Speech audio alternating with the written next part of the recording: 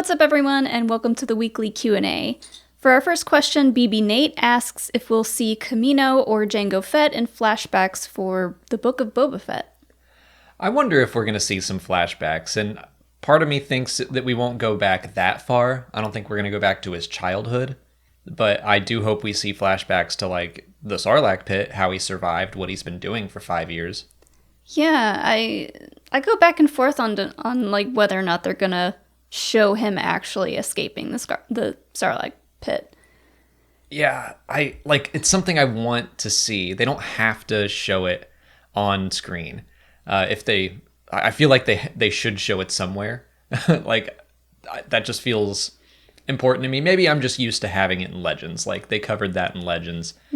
If it's not part of his story in the Book of Boba Fett, they don't have to show it. But I would like a book or a comic or something to fill us in on those 5 years. Yeah. It'd be cool to see a flashback on Kamino. I don't know if they would show in any of the Kaminoans, but just like some of the clones interacting with each other, just because if you have Tamira Morrison, you can play. You've got the whole cast. You can play quite a few characters. I'm skeptical that they would do anything on Kamino, especially with the Bad Batch coming out. We know that's going to Kamino, and I feel like you can still tell some of Boba Fett's story there, so they don't really have to cover it in the Book of Boba Fett. I feel like the Book of Boba Fett is going to be a lot more tied to the original trilogy than the prequels, and then the Bad Batch takes place closer to the prequels, so will be more tied to them. And I just feel like it has to have Boba Fett in it with all of this other, like, storytelling surrounding him going on. I feel like it would be an easy push to get people who are getting into Star Wars television for the first time through The Mandalorian to be like, hey, Boba Fett's in this. Go check it out. Yeah, I still think in the Bad Batch we're going to see Boba Fett and Fennec Shand meet for maybe the first time. Right, I think that's a great idea. But as for this question, I don't know if we'll see either Jango Fett or Kamino in the Book of Boba Fett. Yeah. It's going to be more about him. We already got a mention of Jango Fett from The Mandalorian. Slim chance, I think. Jim W. wants to know if Obi-Wan and Owen will have some kind of conflict in the Kenobi series. I think that's likely. I feel like because Owen doesn't seem like the biggest fan in A New Hope, that they're going to show some reason why. Yeah. I want him to call him an old wizard and tell him to get out of here. Yeah, get out of here, you old wizard. You wizard. You crazy old man. Now, they have shown some conflict between Owen and Obi-Wan in the Star Wars comics, but most people watching this series will not have read the comics. And that conflict is that could be one of many times that they butted heads.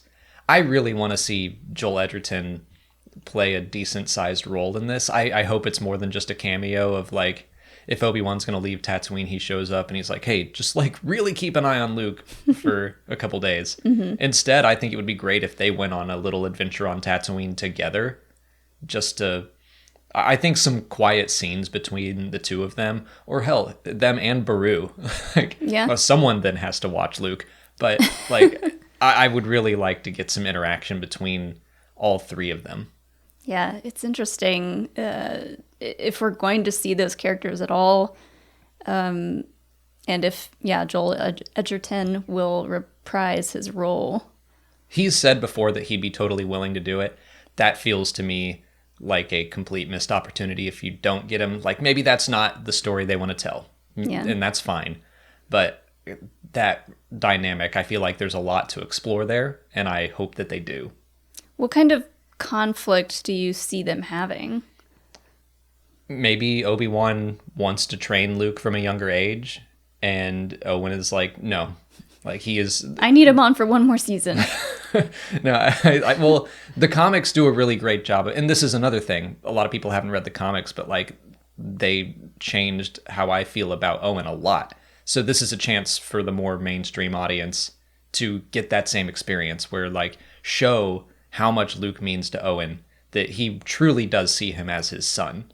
Yeah. And you don't really get that in A New Hope. like Owen's just not in it that much, Beru's not in it that much, and they're just kind of story obstacles. Like, make their characters bigger. Mustafarian asks if Kylo Ren was a Sith or not.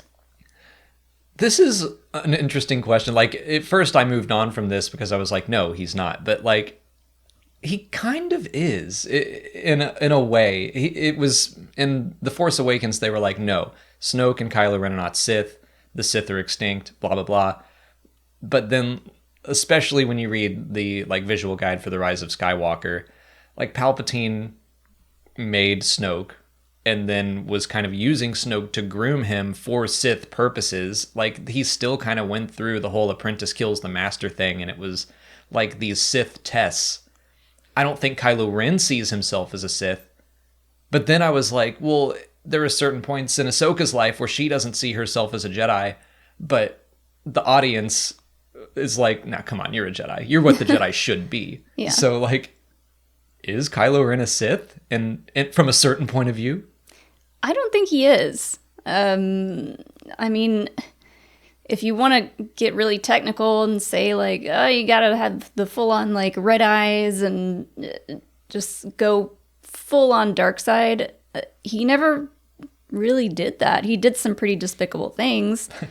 He does get the eyes in the comics, but that's not a Sith thing. That's a dark side thing. Yeah.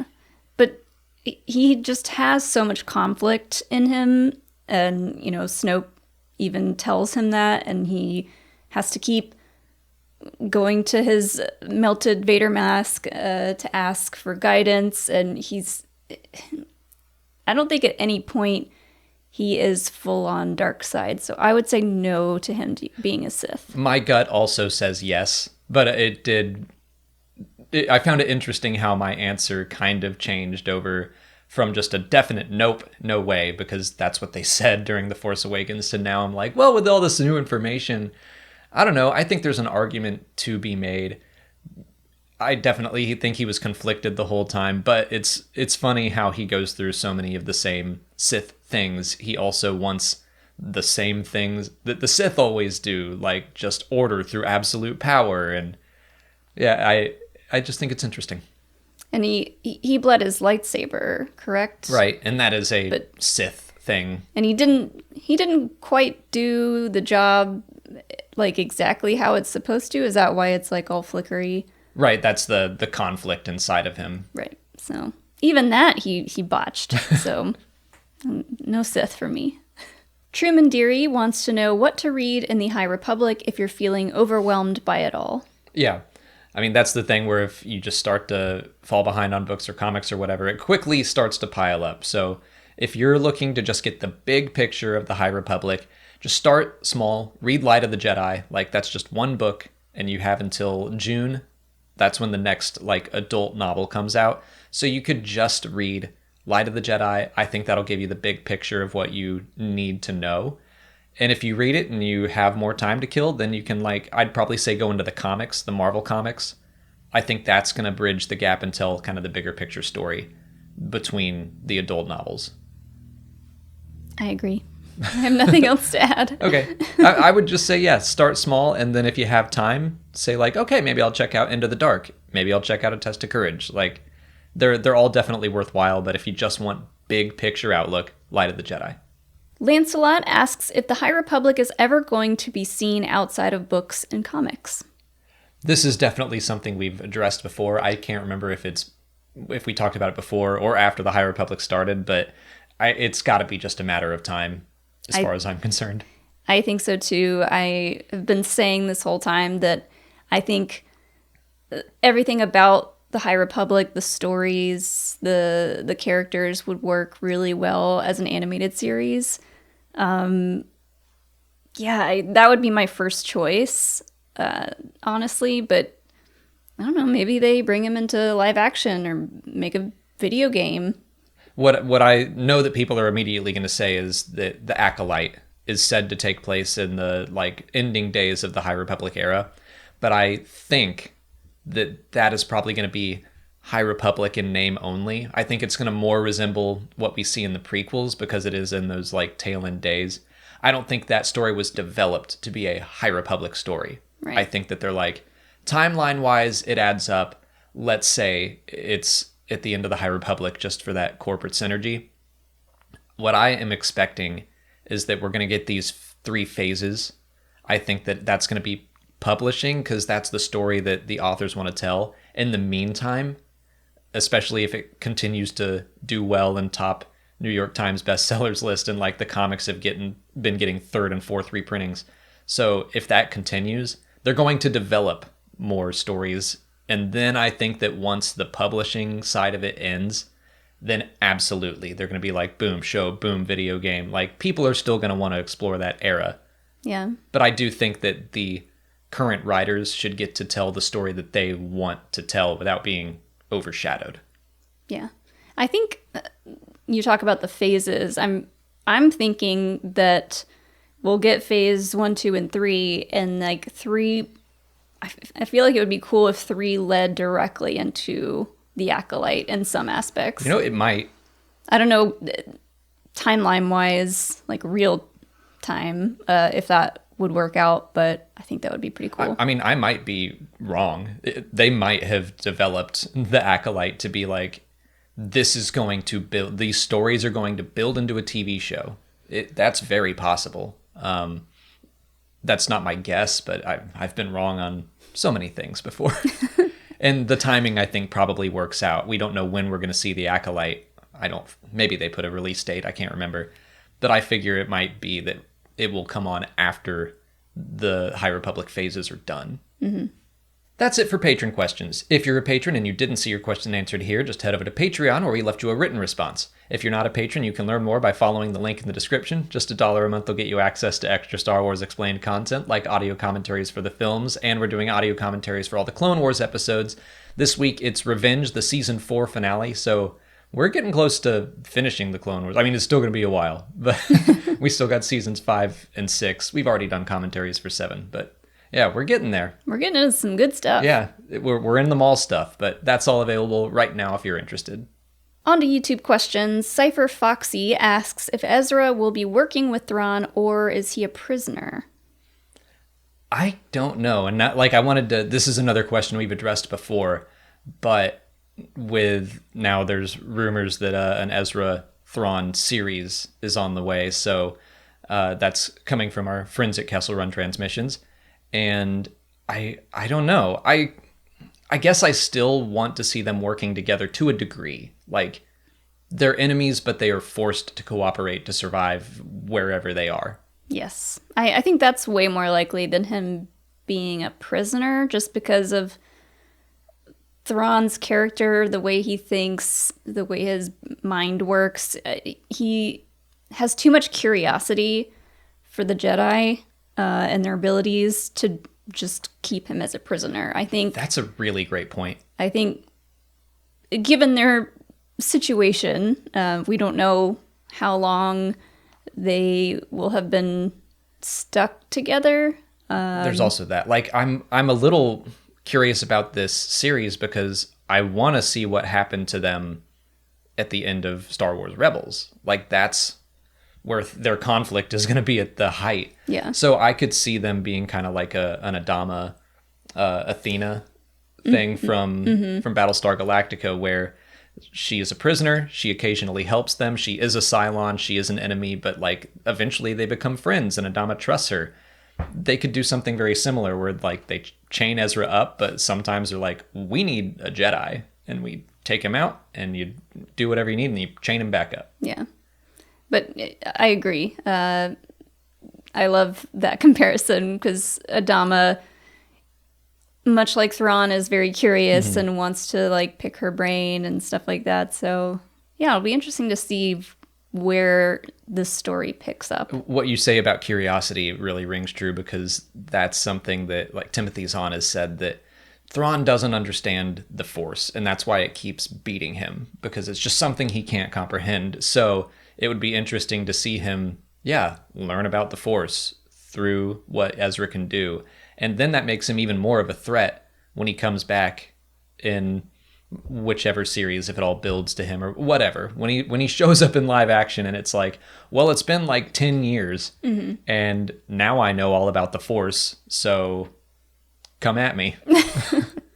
Kelp Babzar wants to know who designed the logos for the Empire, Rebellion, and so on. We do have some answers for the Rebellion and like the New Republic by proxy, but in Legends, the Rebel Starbird was based off of Galen Merrick's house insignia. And in canon, it's the combination of Sabine Wren's Starbird that she has drawn and Saw Gerrera's Partisan logo. Yeah. It kind of mashed them together. There's a really cool book. It's like I think it's the Star Wars propaganda book, and there's a page or two about Sabine. It's back here somewhere. Yeah. There's a page or two talking about Sabine's artwork and it kind of evolving into what we know of it as today. Yeah. And then the Imperial logo is kind of an evolution of the Republic cog. But I don't know, I like the idea of just graphic designers throughout the years. Because like there's Sith emblems. We don't know where that came from exactly. Like, did a bunch of Sith graphic designers, and they argued for hours on what it should look like no more points and angles, and I think that would be a fun from a certain point of view story.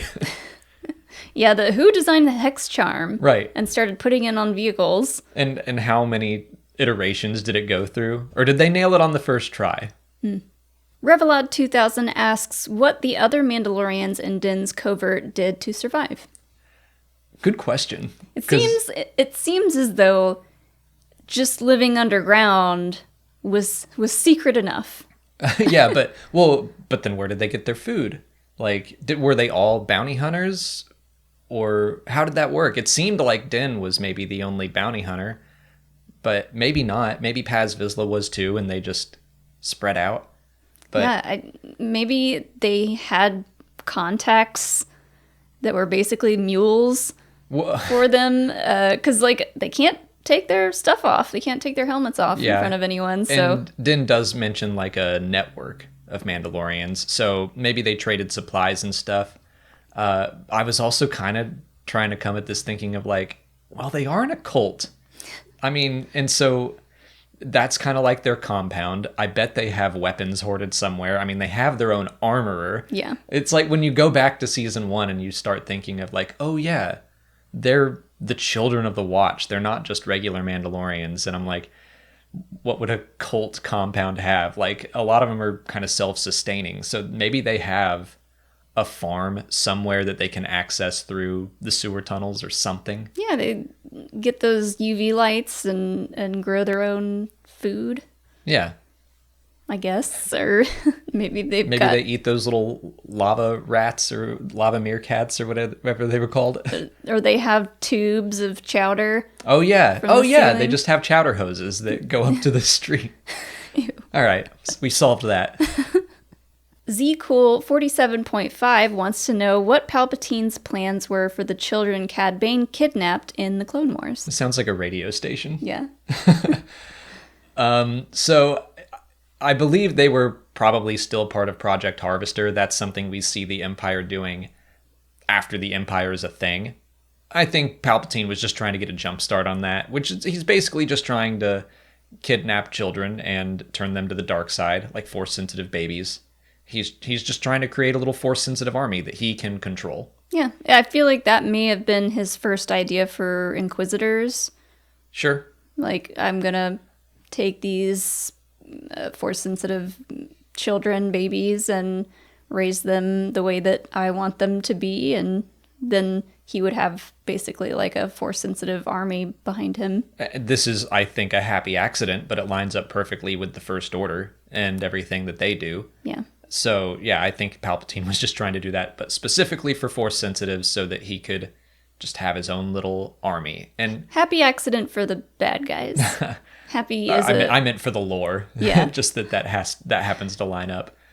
But yeah, we don't even still know the full story behind Project Harvester, exactly what their goal was, but that seems likely.